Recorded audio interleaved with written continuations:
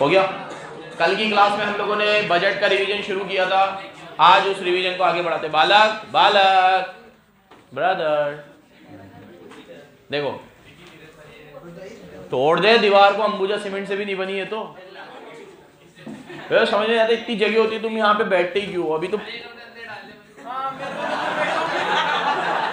देखो, आज हम लोग बजट के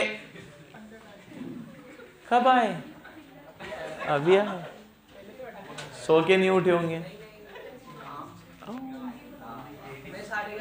या यहाँ तो 11:35 पे भी आए हैं बच्चे।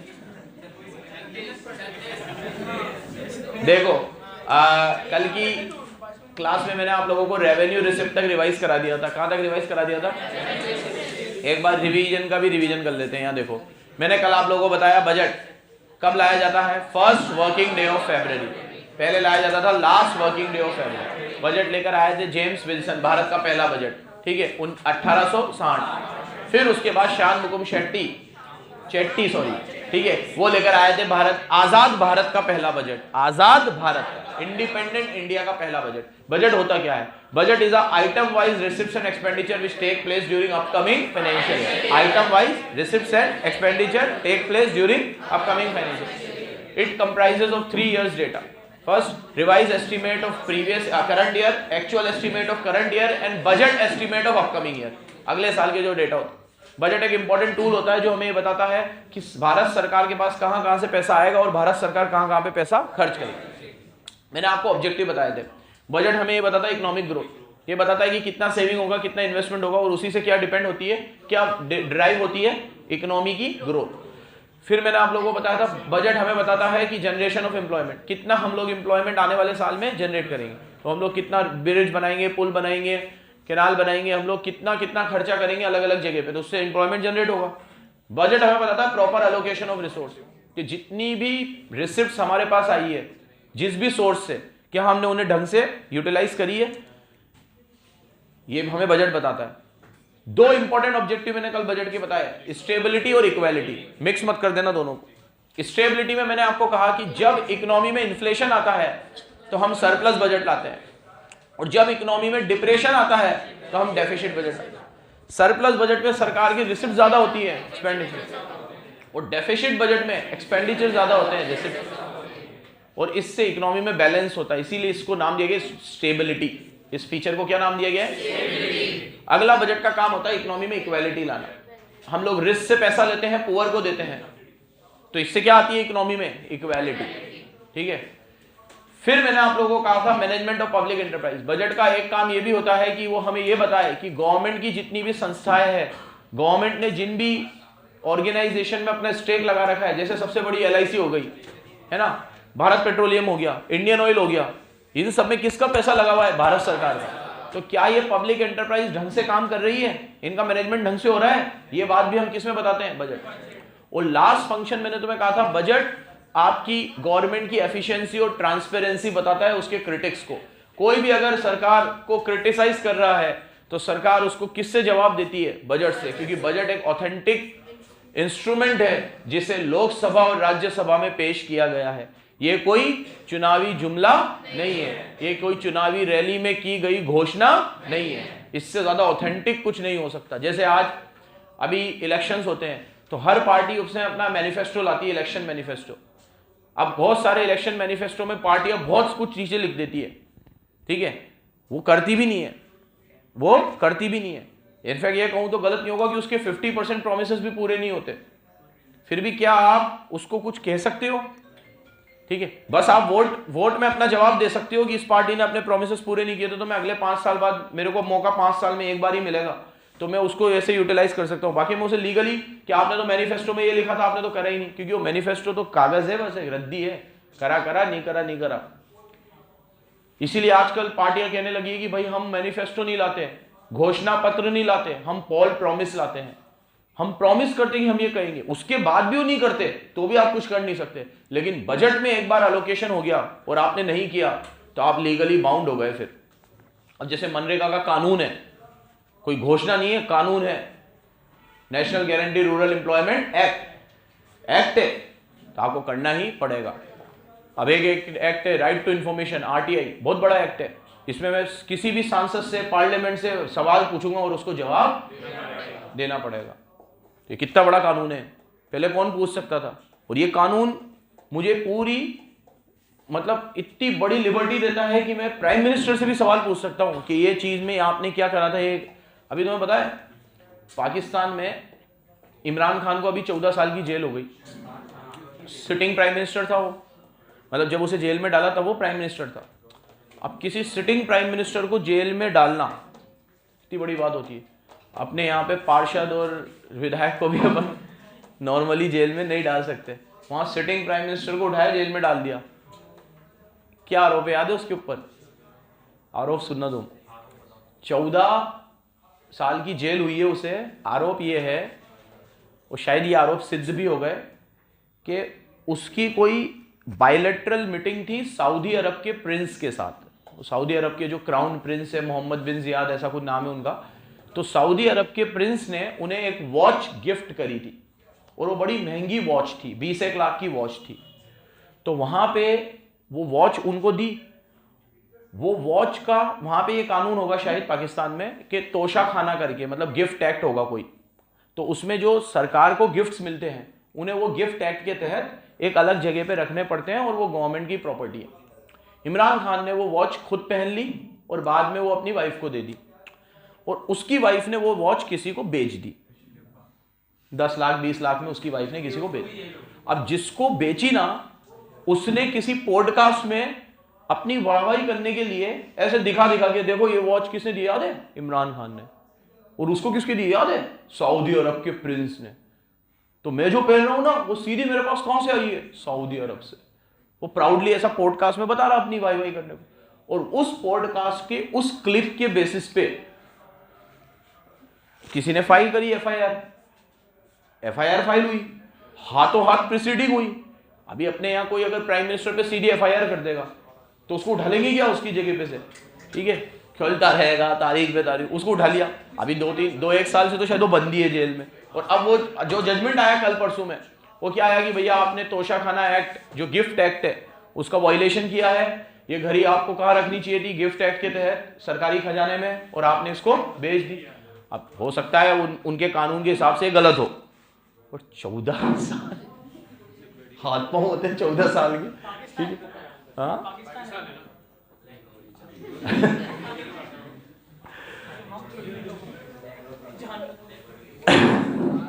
चलो अब देखो, तो आपको जितने भी कानून बनाए गए हैं, बजट जब आता है, बच्चों बात नहीं, टॉपिक पे आते हैं वापस, सुनो इधर। जो बजट बनाया जाता है वो बजट आपको क्या देता है? लीगल ऑथेंटिसिटी देता है, कि आप उस सरकार से जवाब मांग सकते हो, और सवाल का जवाब सरकार को देना पड़ेगा, और वो किससे देती है? बजट से। तो ये ट्रांसपेरेंसी बताता है। उसके बाद मैंने कल आप लोगों को बताया बजट में 2 चीज होती है, रिसिप्ट्स और एक्सपेंडिचर। रिसिप्ट फिर 2 तरह की होती है, रेवेन्यू और कैपिटल। मैंने कल रेवेन्यू रिसिप्ट पढ़ा दी थी। रेवेन्यू रिसिप्ट 2 होती है, टैक्स और नॉन टैक्स। मैंने टैक्स वाली पढ़ाई थी, नॉन टैक्स वाली नहीं पढ़ाई थी। पहले यहां देखो, रेवेन्यू रिसिप्ट के बारे में बताया था, इसमें आपको याद रखना है नाइदर नॉर। ये ना तो एसेट को कम करेगा ना लायबिलिटी को बढ़ाएगा। तो revenue receipts are those receipts which neither reduce asset nor increase liability। अब ये 2 है टैक्स। टैक्स में मैंने आपको 2 टैक्स पढ़ाए थे, डायरेक्ट टैक्स, इनडायरेक्ट टैक्स। बहुत अच्छे से डिफरेंस बिटवीन में समझा के भेजा था आपको, एक बार फिर बता देता हूँ। डायरेक्ट टैक्स जिसका लायबिलिटी और बर्डन सेम पर्सन पे है। इनडायरेक्ट टैक्स लायबिलिटी और बर्डन डिफरेंट पर्सन पे है। डायरेक्ट टैक्स रिच पे ज्यादा लगता है, ये रिच पुअर दोनों पे लगता है। प्रोग्रेसिव होता है, इनकम बढ़ने से डायरेक्ट टैक्स बढ़ता है। ये रिग्रेसिव होता है, इनकम बढ़ने से बढ़ता नहीं है, कम भी हो जाता है लेकिन बढ़ता नहीं है। जैसे आज अगर मेरा जीएसटी में टर्नओवर 1 करोड़ है तो 18% जीएसटी है। 100 करोड़ हो जाएगा तो भी 18% ही रहेगा, लेकिन इनकम टैक्स में ऐसा नहीं है। अगर मेरी 10 लाख इनकम है तो 10% तक टैक्स है, 20 लाख हो जाएगा तो 20% हो जाएगा, 30 लाख हो जाएगा तो 30% हो जाएगा। 1 करोड़ से ऊपर मेरी इनकम ज्यादा है तो 5% सरचार्ज और लगेगा, और मेरा टैक्स बढ़ बढ़ के 35 तक भी चला जाएगा। तो ये कैसा है? प्रोग्रेसिव है।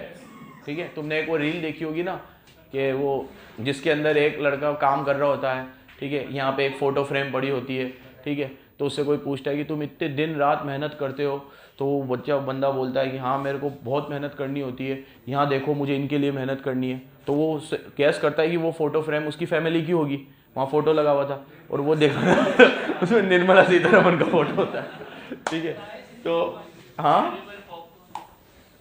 अब ये तो हमारे यहाँ जो टैक्स है, इनकम टैक्स, वो कैसा है? प्रोग्रेसिव है, इनकम बढ़ने से और बढ़ेगा।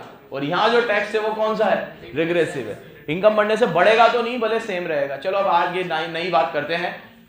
रेवेन्यू रिसिप्ट्स में मैंने तुम्हें कौन सी वाली पढ़ा दी, अब आज कौन सी पढ़ाऊंगा?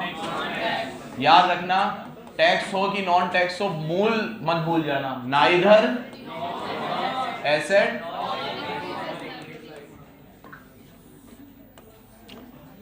नॉन टैक्स में मैंने आपको 6 पढ़ाई थी। कितनी पढ़ाई थी? और टैक्स में मैंने 2 पढ़ाई थी, डायरेक्ट टैक्स और बच्चों ये चार्ट ऐसा कि ऐसा दिमाग में छप जाना चाहिए। याद हो गया ना बिल्कुल अच्छे से? और इसका क्वेश्चन कैसे आता है? वो आपको रिसिप्ट दे देगा और वो आपको पूछेगा बताओ ये रेवेन्यू रिसिप्ट है कि कैपिटल रिसिप्ट है।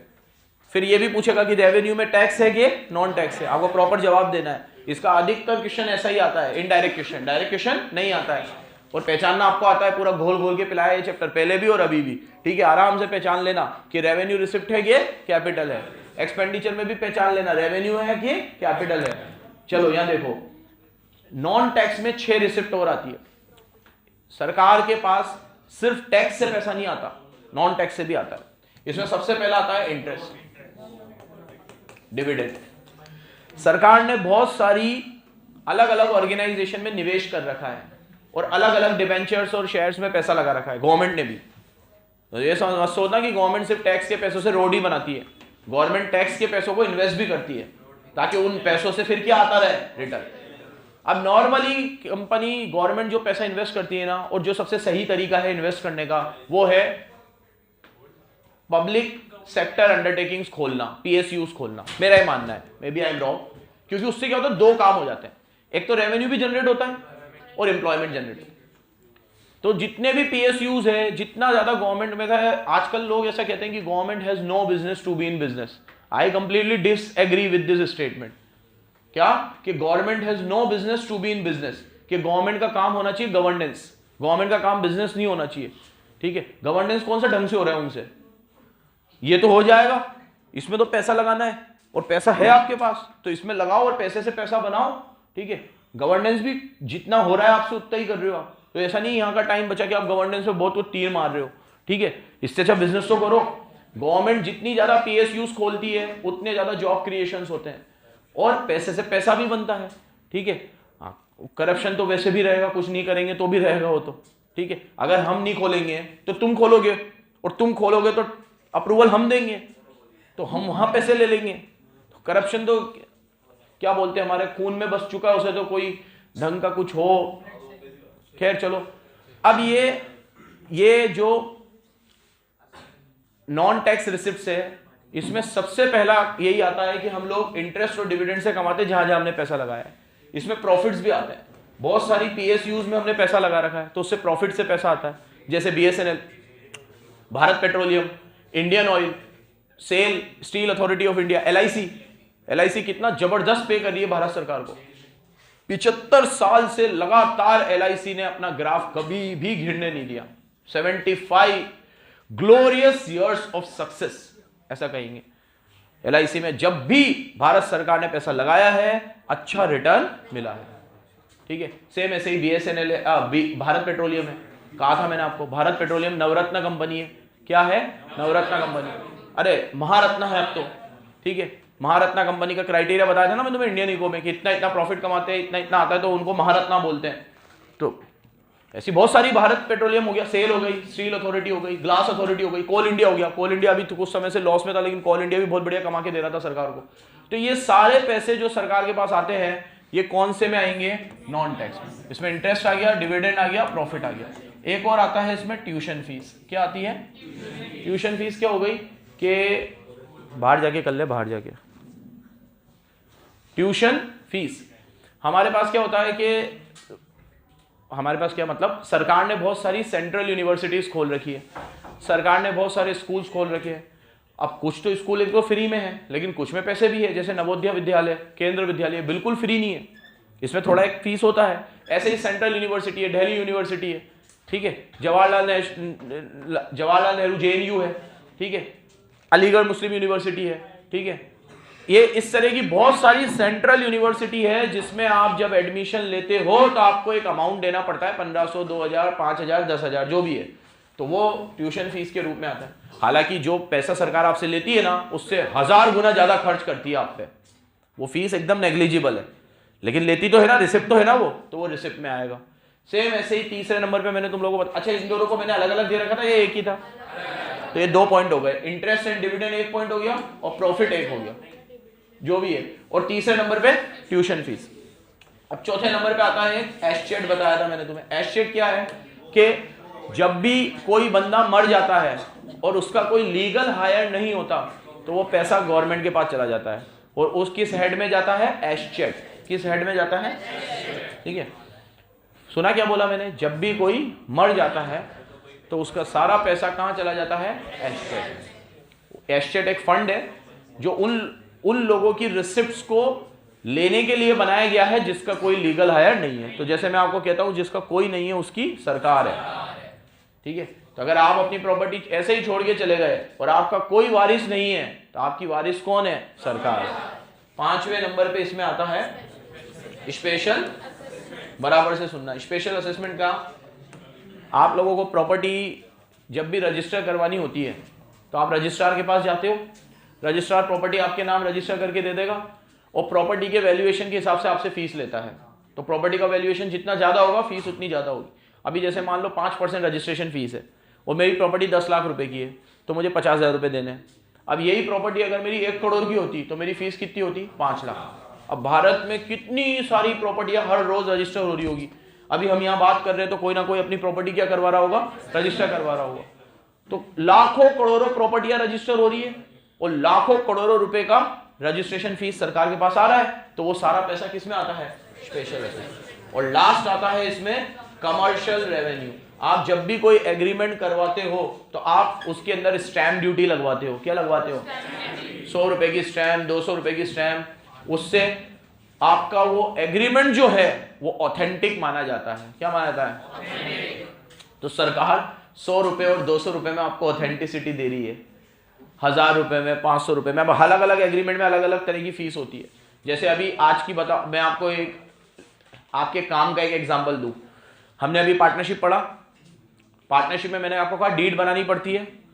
आप कभी भविष्य में पार्टनरशिप में बिजनेस करो और आपको डीड बनानी हो तो डीड बनाने में 2000 रुपए की स्टैम्प लग जाती है। अभी कोई एक आया मेरे पास, अभी यार वो सीए ने तो मेरे से 4000 रुपये ले लिए पार्टनरशिप डीड बनाने के। मैंने कहा भाई 2000 तो सरकार ने लिए, सीए ने क्या लिए? 2000 की तो वो स्टैम्प खरीद के लाया होगा, उसकी नोटरी कराई होगी किसी एडवोकेट वगैरह से, साइन वाइन कराए होंगे, करा होगा, फिर उसने बनाई होगी, ठीक है। और उसके बाद जो वो डीड को इनरोल कराने के लिए, डीड बनाने में ही 2000 तो लगी गए। जब वो पेपर लेके आया मैं स्टैम्प, 2000 तो वहीं दे दिए। और 2000 की स्टैम्प कोई भी स्टैम्प वाला 2000 में नहीं देता, क्योंकि 100, 200, 500 रुपए वो भी कमाता है।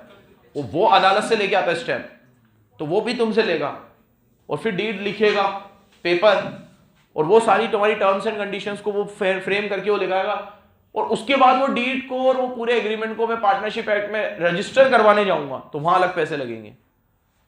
तो इन सारे प्रोसेस में जो उसको, मैंने उसको कहा मेरे बंदे को कि भाई उसको कोई 1500 रुपए से ज्यादा नहीं बचे होंगे। इस पूरे प्रोसेस में सरकारी पैसा ज्यादा है और उसका पैसा कम है। तो अब ये 2000 रुपए की डीड में लग गए। अब ऐसे ही मैंने कोई एक सिंपल सा एग्रीमेंट बनाया।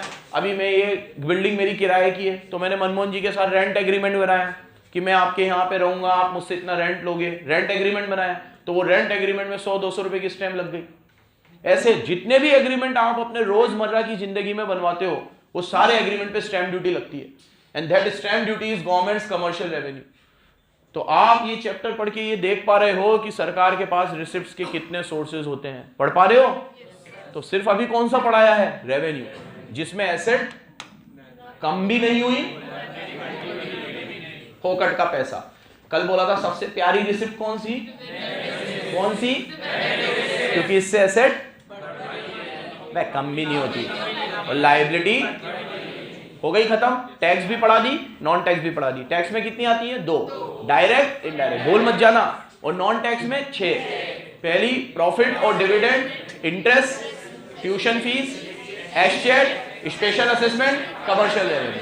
This is all about revenue receipt. Now let's move towards capital receipt.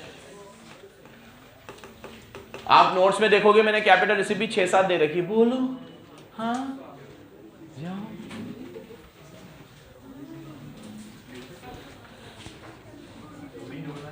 ओ चिलगुजे यहां देख. अब आपको पढ़ाऊंगा कैपिटल रिसिप्ट्स. कौन सी रिसिप्ट्स? देखो कैपिटल रिसिप्ट्स में नाइदर नॉर की जगह क्या आ जाएगा? आइदर और. तो आइदर रिड्यूसेस असेट, बाकी पूरा सेम रहेगा.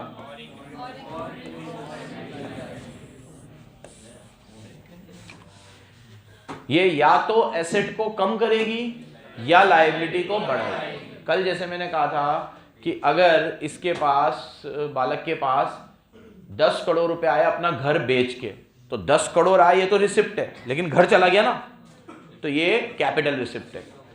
इस बालक के पास 5 करोड़ रुपए आए वर्ल्ड बैंक से उधार लेकर, तो इसके पास 5 करोड़ आ तो गए, लेकिन लायबिलिटी, क्योंकि वर्ल्ड बैंक इसके फूफा का या इसकी चाची का नहीं है. वर्ल्ड बैंक इससे पैसे लेगा, देगा तो उससे वापस भी लेगा और ब्याज भी लेगा. तो अगर आपकी लायबिलिटी बढ़े और एसेट कम हो तो वो रिसिप्ट तो है, लेकिन वो कौन सी है? कैपिटल. मनन सुन रहा है भाई?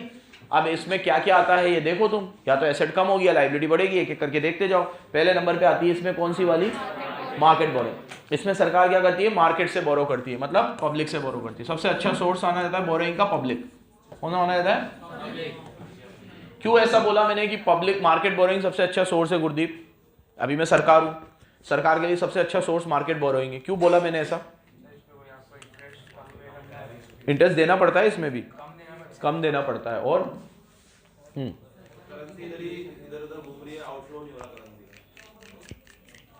मतलब इंडिया से ही पैसा आ रहा है तो फॉरेन एक्सचेंज इफेक्ट नहीं हो रहा. ठीक है. और फंड इजीली रेज हो जाता है और ज्यादा रेज हो जाता है, क्योंकि जो पावर मार्केट में वो पावर किसी एक बैंक में नहीं है. अभी जैसे मैं अगर आरबीआई से बोलूं कि मेरे को पैसे दे दो, या मैं आईसीआईसीआई बैंक से बोलूं, या मैं वर्ल्ड बैंक से भी बोलूं, तो पैसे तो आ जाएंगे, लेकिन जो कैपेसिटी मार्केट की है वो तो किसी में नहीं है. फंड रेजिंग तो सबसे बढ़िया तरीका होता है.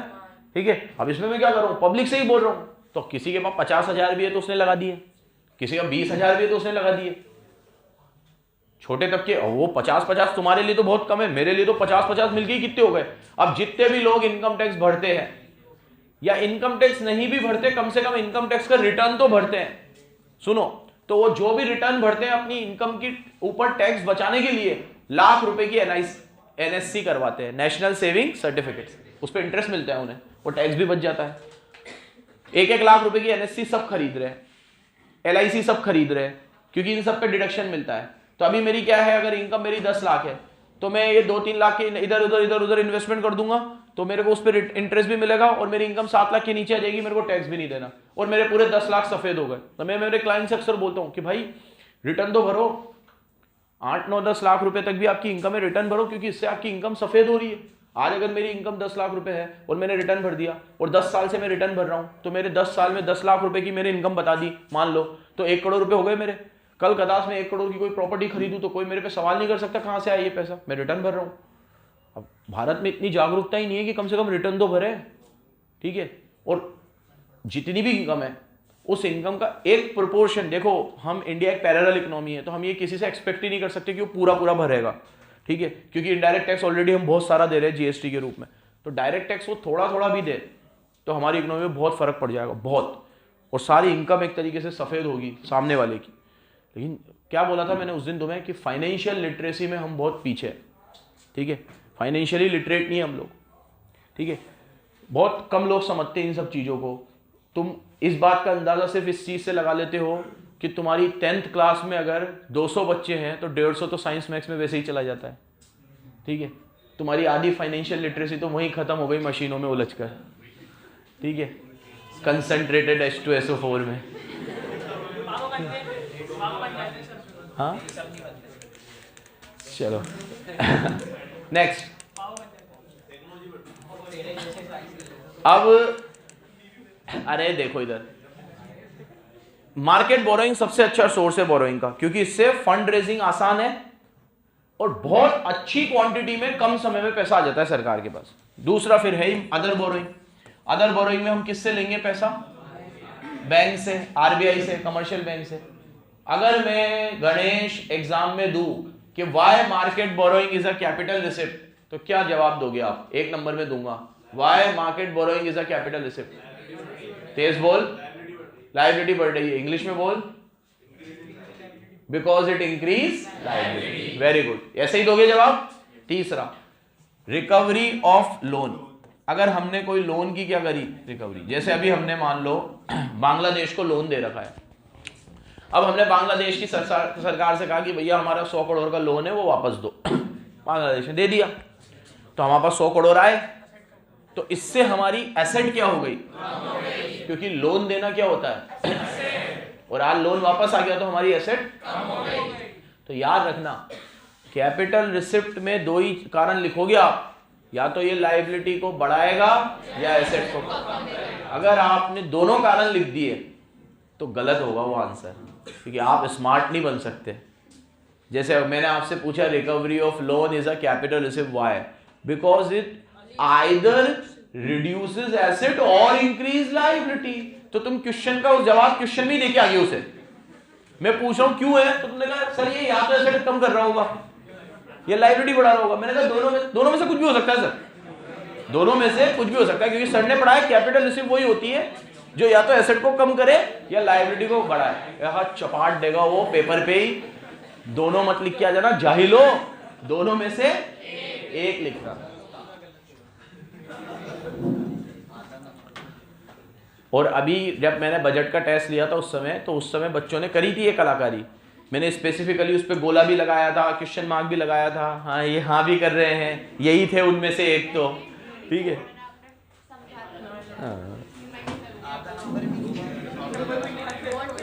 वहां पे मत कर देना भाई ये गलती। चलो नेक्स्ट, चौथे नंबर पे मैंने दे रखा है डिसइन्वेस्टमेंट।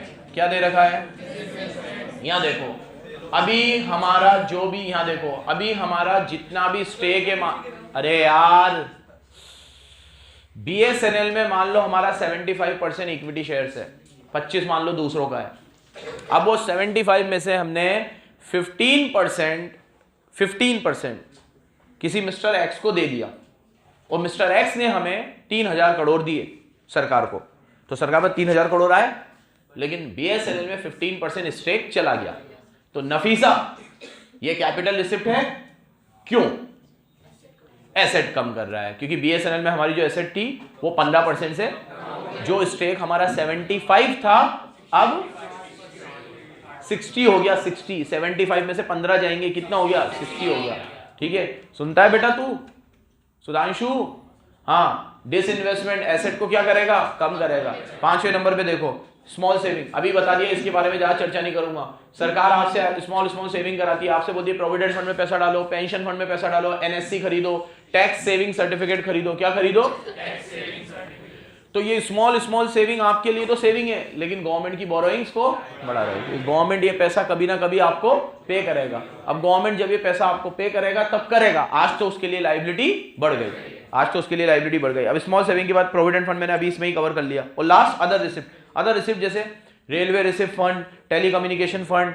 आप लोग आजकल तो कम हो गया चलन, पहले बीएसएनएल का ही लैंडलाइन होता था, किसी के घर में लैंडलाइन होता था तो किसका होता था? बीएसएनएल का ही होता था। अब तो लैंडलाइन का ही चलन बहुत कम हो गया।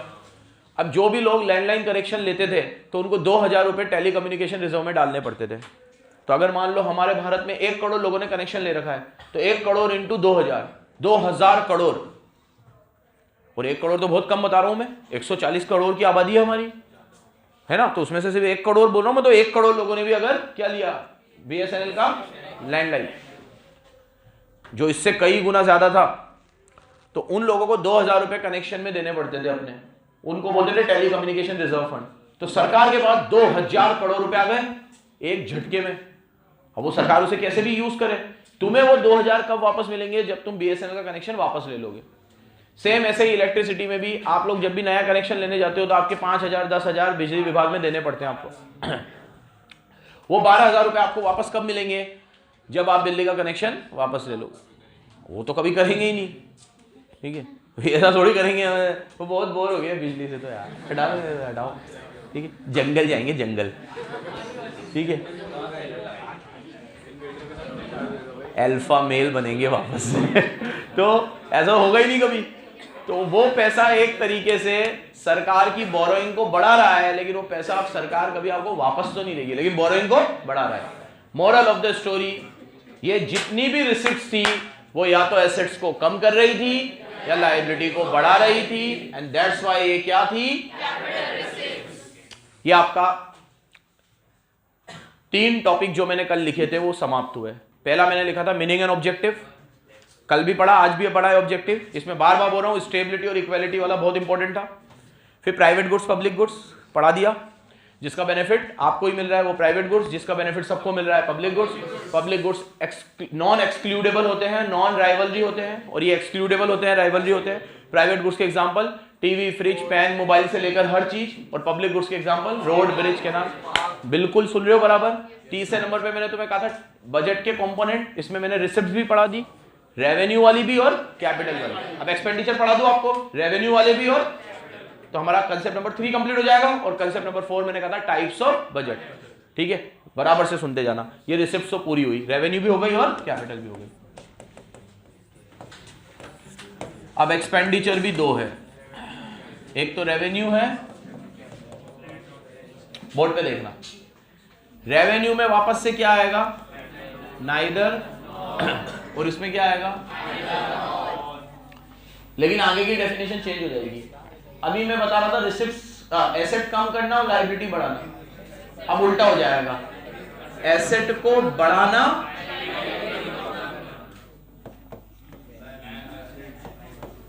बोर्ड पे देखो,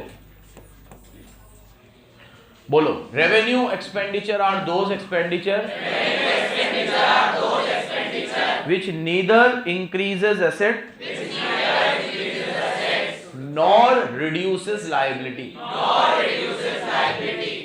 मैंने रेवेन्यू रिसिप्ट और कैपिटल रिसिप्ट में अच्छा किसे कहा था? रेवेन्यू को अच्छा कहा था। हाँ उदित धामेजा, रेवेन्यू रिसिप्ट को क्यों अच्छा कहा था मैंने?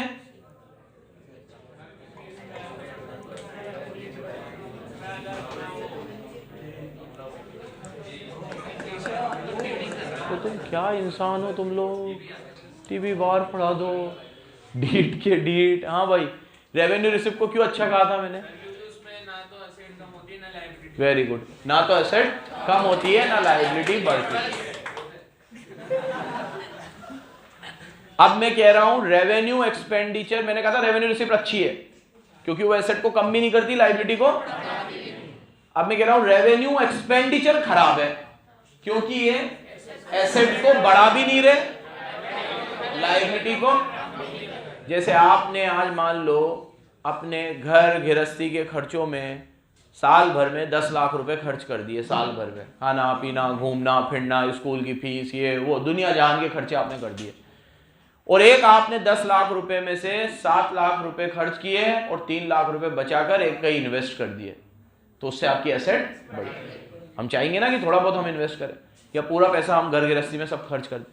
तो सरकार भी क्या चाहती है कि रेवेन्यू एक्सपेंडिचर हो but at the same time दोनों जरूरी है इकोनॉमी के लिए। लेकिन रेवेन्यू एक्सपेंडिचर की खराब बात क्या है? ये एसेट को और लायबिलिटी को, और कैपिटल एक्सपेंडिचर या तो एसेट को। अब जैसे इसके एग्जांपल आ गए, salary of government employees, interest paid on loan, defence expenditure, military army वगैरह पे, ग्रांट एंड सब्सिडीज, और खर्चों की कोई इंतहा है क्या? जितने लिखना चाहूं उतने लिख सकता हूं, इसीलिए इसके कोई टाइप वाइज नहीं है। जैसे ना बोला टैक्स नॉन टैक्स, तो रिसिप्ट को तो काउंट कर सकते हैं, खर्चों कैसे काउंट करेंगे? तो इसके कोई टाइप वाइज नहीं है। बस आपको मैं खर्चा दूंगा तो आपको 2 निशानी याद रखनी है, एसेट को बढ़ा नहीं रहा, लायबिलिटी को कम भी नहीं कर रहा, तो क्या है? अब कैपिटल तो देखते ही पता चल जाएगा, रोड एसेट बढ़ रही है, बीएसएनएल की 1 यूनिट और खोली, एसेट बढ़ रही है, भारत पेट्रोलियम के और पेट्रोल्स खोले, एसेट बढ़ रहे हैं। पेट्रोल पंप खोले, मतलब पेट्रोल क्या खोले, ठीक है, पेट्रोल पंप ओपन हुए। वंदे भारत ट्रेन चलाई, आ सकता है इस पे क्वेश्चन, क्योंकि इस साल बहुत सारी वंदे भारत ट्रेन चलाई है भारत सरकार ने। तो Vande Bharat train is a example of, bullet train is a example of, ठीक है। प्रधानमंत्री आवास योजना में बहुत सारे घर बनाए, कैपिटल एक्सपेंडिचर, एसेट बढ़ी है। This is all about capital expenditure. समझ में आ गया बराबर? तो रेवेन्यू कैपिटल, याद हो गया? आगे बढ़ू मैं, रेवेन्यू कैपिटल, रेवेन्यू में वही लगेगा, नाइदर, कैपिटल में आइदर। ये ना तो एसेट को बढ़ाते हैं और ये या तो एसेट को बढ़ाते हैं या लायबिलिटी को कम करते हैं। इनके टाइप्स पढ़ा रहा हूं, फिर बजट के टाइप कल देखेंगे हम लोग। इनके टाइप से ना, यहां देखो, रेवेन्यू हो या कैपिटल हो, वो या तो डेवलपमेंटल होंगे या नॉन डेवलपमेंटल होंगे, दोनों में। और उसमें भी फिर या तो वो प्लान्ड होंगे या नॉन प्लान्ड। देखो, हाँ सॉरी, पहले प्लान्ड है और नॉन प्लान्ड है, फिर उसके अंदर डेवलपमेंटल और, देखो बेसिक डेफिनेशन है, अगर कोई भी रेवेन्यू खर्चा या कोई भी कैपिटल खर्चा मैंने 5 ईयर प्लान में लिखा है तो वो प्लान्ड है। और अब तो 5 ईयर प्लान बनते ही नहीं है, तो अगर वो बजट में आ रहा था तो प्लान्ड है, और वो बजट में नहीं था फिर भी सरकार को करना पड़ा। जैसे अभी केरला में एक जगह है वायनाड, जहां से राहुल गांधी एमपी है, तो वो वायनाड में अभी बहुत भयंकर लैंडस्लाइड आई, ठीक है। अभी प्रियंका गांधी एमपी है, मतलब ऐसा वाला, राहुल गांधी 2 जगह से अभी चुनाव लड़े थे, एक वायनाड से और एक रायबरेली से, तो दोनों जगह से वो कुछ 4-5 लाख वोटों से जीते थे। तो वो 2 जगह पे कोई भी एमपी अपनी सदस्यता नहीं ले सकता, तो उनको एक सीट छोड़नी थी, तो उन्होंने रायबरेली रखी और वायनाड छोड़ी। तो फिर अभी वापस री इलेक्शन हुए, तो फिर उसमें वहां पे प्रियंका गांधी जीती। तो वो वायनाड पे बहुत अभी लैंडस्लाइड हुई केरला में, और बहुत जान और माल का नुकसान हुआ वहां पे, बहुत बड़ा अभी एक तरीके से वहां पे नुकसान हुआ। तो प्रियंका गांधी अपने पूरे एक डेलीगेशन के साथ अमित शाह से मिलने गई, क्योंकि वो होम मिनिस्टर है। तो उनको कहा कि यार यहाँ पे बहुत नुकसान हुआ है, आप एक बार एरियल रूट करके भले देखो, यहाँ पे बहुत लोगों के घर वर सब तबाह हो गए और इसको रिस्ट्रक्चर करने में बहुत साल लग जाएंगे हमें। फिर उन्होंने देखी वो सारी चीजें, समझी, और उन्होंने कुछ 1000 करोड़ का स्पेशल पैकेज दिया सिर्फ वायनाड के लिए। अब ये पहले पता था क्या बजट में कि ऐसा होगा, लेकिन खर्चा तो हुआ ना 1000 करोड़ का, ठीक है। एग्जैक्ट अमाउंट मुझे याद नहीं है, लेकिन इसी के आसपास कुछ अमाउंट था, ठीक है, एक मेरे को एग्जैक्ट याद नहीं है। तो अब वो अमाउंट जो अमित शाह जी ने सैंक्शन किया वायनाड के लिए, क्या ये प्लान्ड एक्सपेंडिचर है? नहीं। पहले से पता था क्या हमें? ठीक है, तो ये नॉन प्लान्ड हो गया। कौन सा हो गया? Non planned. बढ़ू आगे बढ़ू, तो 5 ईयर प्लान में अब वंदे भारत ट्रेन चली, तो क्या ये 5 ईयर प्लान में नहीं था? एकदम से चला दी, ले आज एक वंदे भारत और निकाला, चलो। कोई पूछेगा कहां से? सरप्राइज, ठीक है। तो सरकार अभी ये सब चला रही है, तो ये पहले से प्लान्ड होगा सब कुछ। तो प्लान्ड एक्सपेंडिचर जो बजट में था, 5 ईयर प्लान में था, और जो 5 ईयर प्लान में नहीं था, बजट में नहीं था, वो कौन से हो गए? Non planned. अब लास्ट चीज पढ़ा रहा हूं, बस ध्यान से देख लो, प्लान्ड होगा या नॉन प्लान्ड होगा, उसमें फिर वो या तो डेवलपमेंटल होगा या नॉन डेवलपमेंटल।